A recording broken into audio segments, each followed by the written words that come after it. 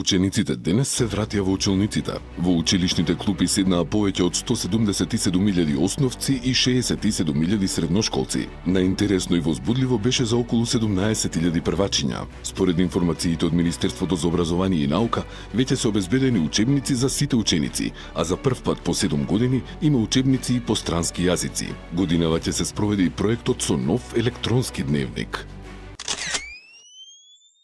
На полноќ завршува рокот за собирање потписи за независни кандидатури за локалните избори, кои се закажани за 19 октомври. Според податоците на Државната изборна комисија, до саботата потписи за градоначалници се собираа во 16 општини за вкупно 22 кандидати, додека за членови на Советот потписи се собираа во 11 општини за вкупно 12 листи. Рокот за поднесување листи за кандидати за градоначалници и за советници за локалните избори е до 13 септември.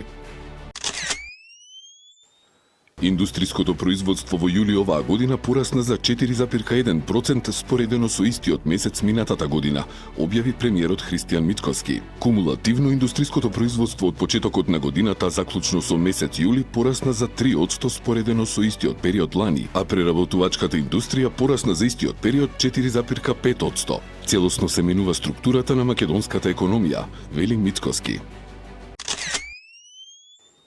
Значителни олеснувања за граѓаните во однос на банкарските трошоци кои ќе стапат на сила од 2026 година, најави гувернерот на Народната банка Трајко Славески. Тој рече дека ќе се воведат законски измени кои ќе ги намалат провизиите и трошоците за користење на основни банкарски услуги. Ќе се воведе и платежна сметка за основни функции која ќе овозможи плаќање на сметки и подигање готовина со многу ниски или бесплатни трошоци.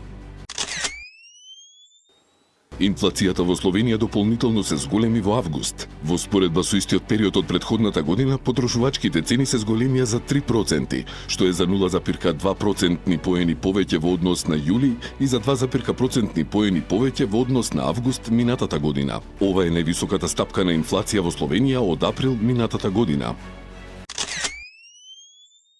Нови Сад одбележува 10 месеци од уривањето на настрешницата на железничката станица, кога загинаа 16 лица. По тој повод, средношколците ги повикаа граѓаните да се соберат вечерва во 19 часот на кампусот на Универзитетот во Нови Сад. Во Белград, студентите и учениците во блокадата најавија комеморативна прошетка.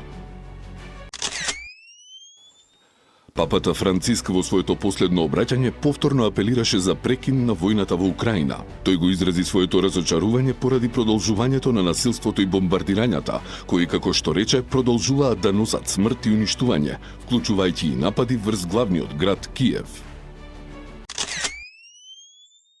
Кина и Индија се партнери во соработката, а не соперници, изјави кинескиот председател Си Џинпинг за време на средбата со индискиот премиер Нарендра Моди. Добрососедските пријателски и партнерски односи меѓу двете најнаселени земји во светот треба да биде вистинскиот избор и за Кина и за Индија, истакна Си. До билатералната средба доаѓа само 5 дена по воведувањето казнени тарифи од 50% од страна на САД на индиската стока поради купувањата на руска нафта. Денеска во Пекинг пристигна и рускиот председател Владимир Путин.